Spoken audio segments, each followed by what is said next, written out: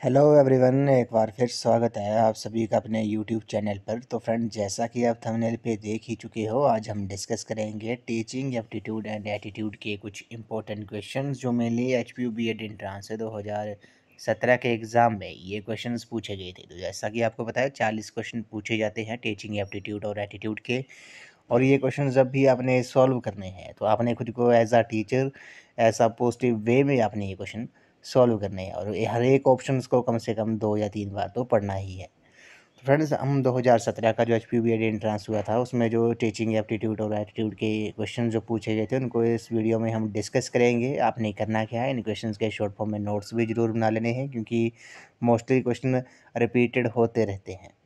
Friends, अगर आप HPU BEd entrance 2023 की तैयारी कर रहे हो तो इसके लिए मैंने एक अलग से प्लेलिस्ट बनाई है, जिसका जो लिंक है वो मैंने डिस्क्रिप्शन बॉक्स में दे दिया है। आप वहां पर जाकर वीडियोस देख सकते हो। वहां पर आपको एचपीयू बीएड एंट्रेंस के रिलेटेड 70+ वीडियोस आपको देखने को मिलेंगी। सभी स्ट्रीम की वीडियोस आपको, सभी सेक्शंस की वीडियोस आपको वहाँ देखने को मिलेंगी। National commission and committees on education, teaching aptitude and attitude, HP GK, Hindi, English, math, सभी सेक्शंस की वीडियोस आपको देखने को मिलेंगी। तो फ्रेंड्स, वीडियो को शुरू करते हैं। क्वेश्चन नंबर 111 में बोला गया कि एक बालक जो अपनी कक्षा के अन्य बालकों की तरह कार्य नहीं कर पाता है उसे क्या कहते हैं? A child who can not work at pace with the children of the same age is called. तो एक बालक जो अपनी कक्षा के अन्य बालकों की तरह कार्य नहीं कर पाता है उसे क्या कहा जाता है? इस क्वेश्चन का जो राइट आंसर है वो आपका ऑप्शन नंबर ए हो जाएगा। उसे पिछड़ा बालक कहते हैं, बैकवर्ड चाइल्ड कहते हैं। ऑप्शन ए इस क्वेश्चन का राइट आंसर है। अगले प्रश्न पे चलते हैं। क्वेश्चन नंबर 112 में बोला गया कि विद्यार्थियों को जीवन में अनुशासित कैसे बनाया जा सकता है? How can the students be discipline in their life. तो विद्यार्थियों को जीवन में अनुशासित कैसे बनाया जा सकता है? इस क्वेश्चन का जो राइट आंसर होगा वो आपका ऑप्शन नंबर ए होगा। उन्हें विद्यालय की सभी गतिविधियों में भाग लेने के लिए प्रोत्साहित करके we encouraging to participate in all school activities. तो उन्हें विद्यालय की सभी एक्टिविटीज़ में पार्टिसिपेट करने के लिए प्रोत्साहित करके उन्हें अनुशासित बनाया जा सकता है विद्यार्थी को जीवन में। ये आपने याद रखना है। तो मैं आपको बार बार बोल रहा हूँ कि ये क्वेश्चन जो होते हैं वो अंडरस्टैंडिंग बेस्ड होते हैं। आपने खुद को एज अ टीचर रख के ये क्वेश्चन सॉल्व करने हैं, और ऑप्शन, हर एक ऑप्शन को कम से कम 2 या 3 बार तो पढ़ना ही है ध्यान से। अगले प्रश्न में चलते हैं। क्वेश्चन नंबर 113 में बोला गया है कि एक शिक्षक अपने विद्यार्थियों की क्षमताओं को समझने का प्रयास कर रहा है। निम्न में से कौन सा क्षेत्र उसके इस उद्देश्य से संबंधित है? A teacher is trying to understand potentialities of his her students, which of the following field is related to this objective। काफ़ी इंपॉर्टेंट क्वेश्चन है। क्वेश्चन नंबर 113 का जो राइट आंसर होगा वो आपका ऑप्शन नंबर डी होगा। एजुकेशनल साइकोलॉजी जो है इस क्वेश्चन का राइट आंसर है। एक शिक्षक जो है अपने विद्यार्थियों की क्षमताओं को समझने का प्रयास कर रहा है। निम्न में से कौन सा क्षेत्र इसके उद्देश्य से संबंधित है? तो एजुकेशनल साइकोलॉजी जो है इस क्वेश्चन का राइट आंसर हो जाएगा। अगले प्रश्न पे चलते हैं। According to right to education act, admission of children to a particular class has been proposed on the basis of. ये क्वेश्चन भी हमने कई बार डिस्कस किया है। शिक्षा का अधिकार अधिनियम के अनुसार बच्चों का किसी विशिष्ट कक्षा में प्रवेश का जो प्रस्तावित आधार है वो क्या है? काफ़ी इंपॉर्टेंट क्वेश्चन है। क्वेश्चन नंबर 114 का जो राइट आंसर है वहाँ का ऑप्शन नंबर बी है, एज ऑफ द चाइल्ड। बालक की जो आयु है इस क्वेश्चन का राइट आंसर है। आरटी एक्ट के बारे में भी हमने प्रीवियस वीडियोस में, कई वीडियोस में हमने डिस्कस किया है। 2009 में ये आरटी एक्ट आया था, राइट टू एजुकेशन एक्ट आया था। पूरे भारत में ये लागू कब हुआ था? 1 अप्रैल 2010 को आरटी जो एक्ट था वो पूरे भारत में लागू हुआ था। ये भी आपने याद रखना है। तो शिक्षा का जो अधिकार अधिनियम है के अनुसार बच्चे का जो विशिष्ट कक्षा में प्रवेश का जो प्रस्तावित आधार है वो बालक की आयु है। ऑप्शन बी इस क्वेश्चन का राइट आंसर है। क्वेश्चन नंबर 115 पे चलते हैं। सेमिनार के आयोजन के अंतर्गत क्या किया जाता है? During the conduction of a seminar. तो सेमिनार के आयोजन के अंतर्गत क्या किया जाता है? क्वेश्चन नंबर 115 का जो राइट आंसर है वो आपका ऑप्शन नंबर ए है। केवल विचार विमर्श किया जाता है, ओनली डिस्कशन इज डन। तो सेमिनार के आयोजन में केवल विचार और विमर्श ही किया जाता है, ये भी आपने याद रखना है। अगले प्रश्न में चलते हैं। आपकी राय में बालिका शिक्षा अति आवश्यक क्यों है? इन your opinion why girl education is very important. तो आपकी राय में बालिका शिक्षा जो है वो अति आवश्यक क्यों है, इसका रीज़न क्या है आपने बताना है। तो आपको पता है कि बालिका को शिक्षित करने का अर्थ है कि पूरे परिवार को शिक्षित करना है। Educating a female child means educating the whole family. तो ऑप्शन नंबर सी जो है इस क्वेश्चन का राइट आंसर है। बालिका शिक्षा अति आवश्यक क्यों है, आपकी राय इसमें क्या होगी? आपकी राय होगी कि बालिका को शिक्षित करने का जो अर्थ है वो पूरे परिवार को शिक्षित करना है, ये आपने याद रखना है। क्वेश्चन नंबर 117 पे चलते हैं। आपकी कक्षा के कुछ विद्यार्थियों ने नियत दिन पर गृह कार्य नहीं किया है, आप उनसे कैसा बर्ताव करेंगे? Some of the students in your class have not done his the homework on the given day, how will you handle them? तो आपकी कक्षा में कुछ विद्यार्थी ने आपने जो नियत दिन का होमवर्क जो है, गृह कार्य है, वो नहीं किया है, आप उनसे कैसा बर्ताव करोगे? एज अ टीचर आप कैसा बर्ताव करोगे? आप क्या करोगे? आप उन्हें एक और अवसर देंगे। क्या करेंगे? आप उन्हें एक और अवसर देंगे। You will give them one more chance. तो ऑप्शन नंबर ए इस क्वेश्चन का राइट आंसर है।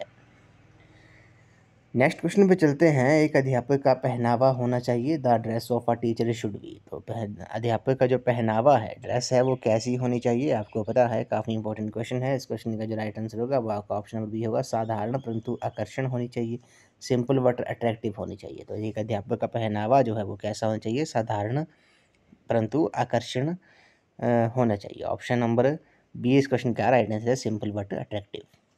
क्वेश्चन नंबर 119 पे चलते हैं। क्वेश्चन नंबर 119 में बोला गया कि आजकल सभी शहरों में आप निजी शिक्षण केंद्र बहुतायत में पाएंगे, आपकी राय में इन केंद्रों के कारण किस तरह के नुकसान हो सकते हैं? Nowadays you will find private education centres in abundance in all the cities, in your opinion what loss is possible due to these centre? तो आपको पता है कि आजकल सभी शहरों में निजी शिक्षण केंद्र जो है वो काफ़ी मात्रा में पाए जाते हैं। आपकी राय क्या है कि इन केंद्रों के कारण किस तरह के जो नुकसान हैं वो हो सकते हैं? इस क्वेश्चन का जो राइट आंसर होगा वो विद्यार्थी कक्षा में पढ़ाई में रुचि नहीं रखते हैं, ये ऑप्शन भी ठीक है। स्वाध्याय की आदत को बहुत कम महत्व देते हैं, विद्यार्थी सिर्फ परीक्षा के लिए पढ़ते हैं। तो इस क्वेश्चन का जो राइट आंसर है वो आपका ऑप्शन नंबर डी हो जाएगा। उपरोक्त सभी नुकसान हो सकते हैं। आजकल सभी शहरों में निजी शिक्षण केंद्र जो हैं वो काफ़ी खुल गए हैं। तो आपकी राय में इन केंद्रों के कारण किस तरह के नुकसान हो सकते हैं? तो ये तीनों जो हैं, तीनों नुकसान हो सकते हैं। विद्यार्थी कक्षा में पढ़ाई में रुचि नहीं रखते हैं, स्वाध्याय की आदत को बहुत कम महत्व देते हैं, विद्यार्थी सिर्फ परीक्षा के लिए पढ़ते हैं। तो ये तीनों नुकसान हो सकते हैं। तो ऑप्शन नंबर डी इस क्वेश्चन का राइट आंसर है। क्वेश्चन नंबर 120 पे चलते हैं। क्वेश्चन नंबर 120 में बोला गया कि assume that your students do not consider you a good teacher, what will you do? तो मान लीजिए कि आपके विद्यार्थी आपको एक अच्छा अध्यापक नहीं मानते हैं, तो आप क्या करेंगे? काफ़ी इंपॉर्टेंट क्वेश्चन है। तो आप क्या करोगे? एज अ टीचर आपने क्या करना है? तो खुद को प्रमाणित करने के लिए कठिन परिश्रम करेंगे। Try to work hard to prove yourself. तो ये आप मान लेते हैं कि आपके विद्यार्थी आपको एक अच्छा अध्यापक नहीं मानते हैं, तो एज अ टीचर आप क्या करोगे? आप खुद को प्रमाणित करने के लिए कठिन परिश्रम करेंगे। Try to work hard to improve yourself. उन्हें ऐसा नहीं करेंगे कि उन्हें मजबूर करेंगे कि वे आपको एक अच्छा अध्यापक मानेंगे, अधिक ध्यान नहीं देंगे, विद्यार्थियों को एक समूह बनाएंगे जो डर पैदा करेगा। ऐसा कुछ नहीं करना। आप क्या करोगे? आप खुद को प्रमाणित करोगे। To try to work hard to prove yourself. Question number 121 पे चलते हैं। इसमें बोला गया कि बलवीर गरीब घराने से ताल्लुक़ रखता है, वे अपनी पढ़ाई जारी रखने के लिए आपके पास मदद के लिए आता है, आप क्या करेंगे? Balveer belongs to a poor family. He comes to seek your help to continue his studies. What will you do? Balvir एक लड़का है, वो गरीब घराने से ताल्लुक़ रखता है। वे अपनी पढ़ाई जारी रखने के लिए आपके पास मदद के लिए आता है। तो आप क्या करेंगे? तो आपने एज अ टीचर क्या करना है? तो आप क्या करेंगे? Encourage and assist him. तो आप क्या करेंगे? उसे प्रोत्साहित करेंगे और उसकी मदद करेंगे। क्या करेंगे? प्रोत्साहित करेंगे और उसकी मदद करेंगे। ऑप्शन नंबर सी इस क्वेश्चन का करेक्ट आंसर है। क्वेश्चन नंबर 122 पे चलते हैं। इसमें बोला गया है कि if only a few students are present in your class what will be your reaction? यदि आपकी कक्षा में बहुत कम विद्यार्थी उपस्थित हैं तो आपकी राय, आपकी क्या प्रतिक्रिया होगी? काफ़ी इंपॉर्टेंट क्वेश्चन है। तो आपकी कक्षा में कम विद्यार्थी उपस्थित हैं तो आपकी जो रिएक्शन होगा वो आपका रिएक्शन क्या होगा? आपका रिएक्शन क्या होगा? आप दूसरों की परवाह किए बिना उन्हें पढ़ाएंगे। ये आपने याद रखना है। Teach them without caring for others. Option number A इस क्वेश्चन का राइट आंसर है। आप ये नहीं करेंगे कि उनसे कहेंगे कि अपनी समस्या आपसे साझा करें, कक्षा से तुरंत बाहर आ जाएंगे, ऐसा कुछ नहीं करना। आप क्या करेंगे? कम विद्यार्थी हैं तो अब तब भी आपको उनकी परवाह किए बिना आपको पढ़ाना ही है, ये भी आपने याद रखना है। क्वेश्चन नंबर 123 पे चलते हैं। विद्यार्थी की अच्छी शिक्षा के लिए कौन जिम्मेदार है? Who is responsible for good education of students. तो विद्यार्थी की शिक्षा के लिए कौन जिम्मेदार है? इस क्वेश्चन का जो राइट आंसर होगा वो आपका ऑप्शन नंबर सी है, अभिभावक, विद्यार्थी, अध्यापक व अच्छा वातावरण जो है वो विद्यार्थी की अच्छी शिक्षा के लिए जिम्मेदार है। Parents, students, teachers and good environment जो है इस क्वेश्चन का राइट आंसर है। क्वेश्चन नंबर 124 पे चलते हैं। If you find your student smoking in a public place you will. यदि आप किसी विद्यार्थी को सार्वजनिक स्थान पर सिगरेट पीते हुए पाते हैं तो आप क्या करोगे? तो मैंने आपको पहले ही बोला है, आपने ये क्वेश्चन एज अ टीचर करने हैं, तो आप क्या करोगे? क्वेश्चन नंबर 1 to 4 का जो राइट आंसर होगा वो आपका ऑप्शन नंबर डी होगा। बी होगा, परामर्श देने की कोशिश करेंगे कि एक सामाजिक बुराई है और इसका स्वास्थ्य पर बुरा प्रभाव पड़ सकता है। Try to advise him that it is a social level and can have bad effect on his health. तो ये ऑप्शन बी इस क्वेश्चन का राइट आंसर है। यदि आप किसी छात्र को सार्वजनिक स्थान पर सिगरेट पीते हुए पाते हैं तो आप एज अ टीचर क्या करोगे? उसे परामर्श देने की कोशिश करेंगे कि ये जो सिगरेट पीना है वो एक सामाजिक बुराई है, इसका उसके स्वास्थ्य पर बुरा प्रभाव पड़ सकता है। क्वेश्चन नंबर 125 पे चलते हैं। शिक्षा का सही उद्देश्य क्या है? The true objective of education is. तो शिक्षा का जो सही उद्देश्य है वो क्या है? क्वेश्चन नंबर 125 का जो राइट आंसर है वो आपका ऑप्शन नंबर ए है, विद्यार्थियों का चहुमुखी विकास करना जो है।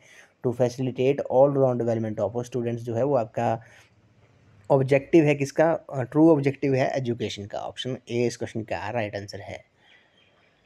अगले प्रश्न में चलते हैं। क्वेश्चन नंबर 126 में बोला गया कि if a teacher has complete knowledge of his subject then. तो यदि अध्यापक को अपने विषय की पूर्ण जानकारी है तो क्या हो सकता है? काफ़ी इंपॉर्टेंट क्वेश्चन है। क्वेश्चन नंबर 126 का जो राइट आंसर है वो आपका ऑप्शन नंबर डी हो जाएगा। यदि एक अध्यापक को अपने विषय की पूर्ण जानकारी है तो वे अपनी कक्षा में अनुशासन बनाए रख सकता है, उसका आत्मविश्वास बढ़ सकता है, वे विद्यार्थियों से कह सकता है कि वे उससे निजी कोचिंग लें। तो ऑप्शन डी इस क्वेश्चन का जो है राइट आंसर हो जाएगा, all of the above. Question number 127 पे चलते हैं। आधुनिक शिक्षा प्रणाली, द मॉडर्न एजुकेशनल सिस्टम। तो आधुनिक शिक्षा प्रणाली जो है वो क्या है? आपको पता होगा। आधुनिक शिक्षा प्रणाली जो है वो रोजगार केंद्रित नहीं है, विद्यार्थियों को क्रियाकलाप द्वारा सीखने का अवसर प्रदान नहीं करती है, आमतौर पर किताबी है। तो ऑप्शन नंबर डी जो है इस क्वेश्चन का राइट आंसर हो जाएगा। The modern education system is not employment oriented, does not give students the chance of activity centre learning, is generally vocation. तो ऑप्शन डी इस क्वेश्चन का राइट आंसर होगा। तो फ्रेंड्स, ये जो क्वेश्चन हम डिस्कस कर रहे हैं 2017 का जो बीएड एंट्रांस हुआ था उसमें ये टीचिंग एप्टीट्यूड और एटीट्यूड के जो क्वेश्चंस थे ये पूछे गए थे। कुल 40 क्वेश्चन पूछे गए थे। क्वेश्चन नंबर 128 पे चलते हैं। N effective teacher is that. तो एक प्रभावशाली अध्यापक कौन है? तो एक प्रभावशाली अध्यापक कौन है? क्वेश्चन नंबर 128 का जो राइट आंसर है वो आपका ऑप्शन नंबर बी है, जिसे अपने विषय की पूर्ण जानकारी है। Who knows his subject well. An effective teacher is that who knows his subject well. जिसे अपने विषय की पूर्ण जानकारी है वे एक प्रभावशाली अध्यापक है। क्वेश्चन नंबर 129 पे चलते हैं। विद्यालयों में पर्यावरण शिक्षा जो है वो अनिवार्य क्यों है? Environmental education is necessary in school. तो विद्यालय में पर्यावरण शिक्षा जो है वो अनिवार्य क्यों है? आपको पता है, ताकि विद्यार्थियों में पर्यावरण बोध पैदा किए जा सकते, ताकि पर्यावरण विदों का मनोबल बढ़ाया जा सके, ताकि विद्यार्थियों को पर्यावरण प्रेमी बनाया जा सके। तो ऑप्शन नंबर डी इस क्वेश्चन का राइट आंसर है। अगले प्रश्न में चलते हैं। क्वेश्चन नंबर 130 में बोला गया कि while framing curriculum which points should be taken into account. पाठ्यक्रम बनाते समय किन बिंदुओं का ध्यान रखना चाहिए? तो पाठ्यक्रम बनाते समय किन बिंदुओं का ध्यान रखना चाहिए? आपको पता है, शिक्षा के उद्देश्यों का भी ध्यान रखना चाहिए, अध्यापन के क्षेत्र में शोध का भी ध्यान रखना चाहिए, छात्रों की आवश्यकताओं, योग्यताओं और रुचियों का भी ध्यान रखना चाहिए। तो ऑप्शन डी इस क्वेश्चन का राइट आंसर है। While framing curriculum which point should be taken into account? AIIMS of education, research in the field of teaching, needs, abilities and interest of students. तो ऑप्शन डी इस question का right answer है। अगले प्रश्न में चलते हैं। क्वेश्चन नंबर 131 में बोला गया है कि which of the following leads to stress in the exam. निम्नलिखित में से किन कारणों से परीक्षा में तनाव उत्पन्न होता है? तो किन कारणों से परीक्षा में तनाव उत्पन्न होता है? आपको पता है, चिंता से होता है, तैयारी ना करने से होता है, विषय की कम समझ होने से परीक्षा में तनाव उत्पन्न होता है। तो ऑप्शन डी इस क्वेश्चन का राइट आंसर है। क्वेश्चन नंबर 132 पे चलते हैं। राष्ट्रीय एकता बढ़ेगी यदि नेशनल यूनिटी विल ग्रो। तो राष्ट्रीय जो एकता है वो कब बढ़ेगी? आपको पता है राष्ट्रीय एकता तब बढ़ेगी जब अध्यापक अपने देश में कहीं भी नौकरी करता है। A teacher serves in his country anywhere. Option number D जो है इस क्वेश्चन का राइट आंसर है। क्वेश्चन नंबर 133 पे चलते हैं। आपकी राय में शिक्षक ट्यूशन की ओर कब भागते हैं? इन your opinion when do the teachers rush for tuition. तो आपकी राय में आपने बताना है कि शिक्षक ट्यूशन की ओर कब भागते हैं। तो आपको पता है जब वे अपने लालच के कारण अपनी आय से संतुष्ट नहीं होते हैं। When they are not satisfied with their current income because of greed. तो आप शिक्षक ट्यूशन की ओर कब भागते हैं? जब वे अपने लालच के कारण अपनी आय से, अपनी सैलरी से वे क्या होते हैं? संतुष्ट नहीं होते हैं, इनकम से संतुष्ट नहीं होते हैं, तब वे ट्यूशन की ओर भागते हैं। ऑप्शन बी इस क्वेश्चन का राइट आंसर है। क्वेश्चन नंबर 134 पे चलते हैं। विच quality of the teacher is liked most by his student. शिक्षक का कौन सा गुण जो है वो विद्यार्थियों को सबसे अधिक पसंद होता है? तो शिक्षक का जो सबसे अच्छा कौन सा गुण जो है विद्यार्थियों को अधिक पसंद होता है? क्वेश्चन नंबर 134 का जो राइट आंसर है वो आपका ऑप्शन नंबर बी है, उसकी निष्पक्षता जो है, हिज पार्शियलिटी जो है इस क्वेश्चन का राइट आंसर होगा। क्वेश्चन नंबर 135 पे चलते हैं। Doctor APJ Abdul Kalam is respected for. Doctor APJ Abdul Kalam को सम्मान दिया जाता है तो किस लिए दिया जाता है? आपको पता है वे क्या थे? वे महान वैज्ञानिक व प्रतिबद्ध अध्यापक होने के नाते डॉक्टर एपीजे अब्दुल कलाम को सम्मान दिया जाता है। Being a great scientist and committed teacher. वे भारत के राष्ट्रपति भी थे, ये भी आपको पता है। क्वेश्चन यहाँ से जीके में पूछ सकते हैं कि मिसाइल मैन ऑफ इंडिया जो है, मिसाइल मैन ऑफ इंडिया जो है वो किसने कहा जाता था? मिसाइल मैन ऑफ इंडिया के नाम से डॉक्टर एपीजे अब्दुल कलाम को जाना जाता है, ये भी आपने याद रखना है। जीके में ये जीके सेक्शन में ये आपसे क्वेश्चन पूछ सकते हैं।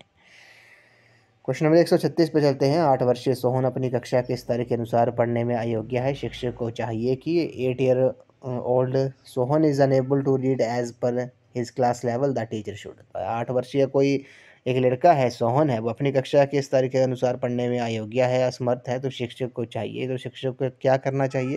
तो शिक्षक को विशेषज्ञों के साथ चर्चा करके कारण का पता लगाना चाहिए। Try to find out the cause of discussing with experts.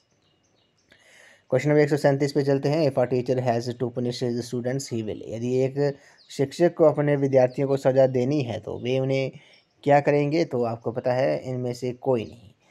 यदि एक शिक्षक को अपने विद्यार्थियों को सज़ा देनी है तो वे ना तो उससे मुर्गा बनाने का आदेश देंगे, ये भी गलत है। डंडे से पिटाई करेगा, ये तो कभी करना नहीं है। गालियाँ देगा व डांटेगा, ये भी नहीं करना है। तो नन ऑफ दीज जो होगा इस क्वेश्चन का राइट आंसर है। आपने शिक्षक होने के नाते अपने विद्यार्थी को सज़ा नहीं देनी है, ये आपने याद रखना है।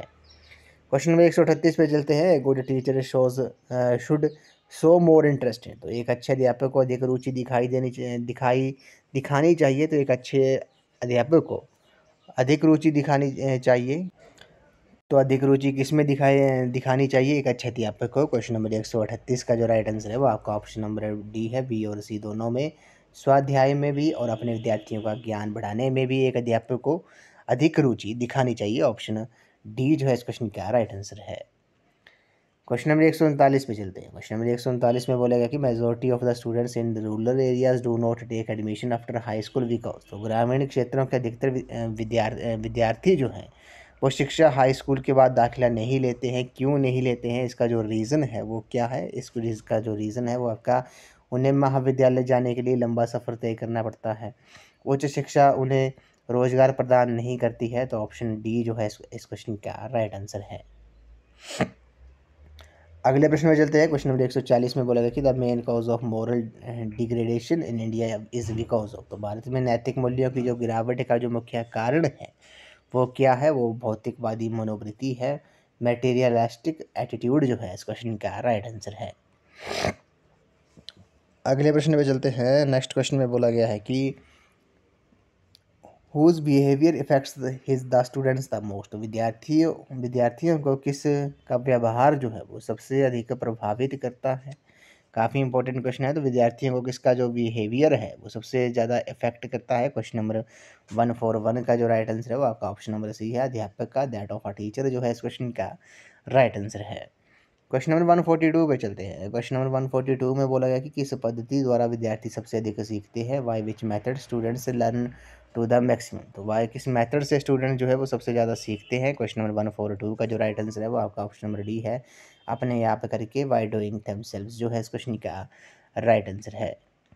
अगले प्रश्न में चलते हैं। क्वेश्चन नंबर 143 में बोला गया कि all the teachers should be punctual because सभी अध्यापकों को समय का पाबंद होना चाहिए। क्यों होना चाहिए? इसका रीज़न क्या है?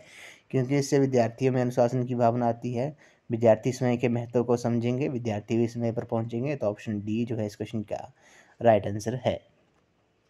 क्वेश्चन नंबर 144 पे चलते हैं। A teacher most important challenges, अध्यापक के लिए अति आवश्यक चुनौती क्या है?